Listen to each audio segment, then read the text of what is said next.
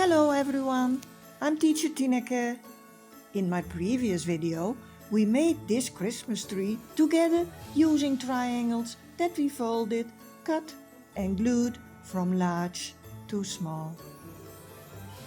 Now I have made this Christmas tree for you out of strips of green paper, like this. Just green paper, and I simply cut strips from it. And then we measure.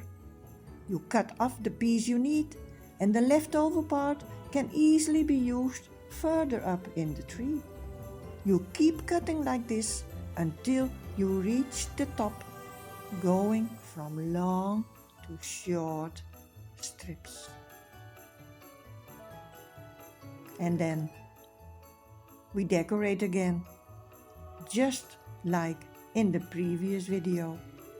Here are the stars again, cut from gold paper. Here are the little balls and the small stars. So it's the same as with the previous Christmas tree. Then I take the glue again. I made 2 glue lines and sprinkled glitter over them. And before I knew it, it was almost done.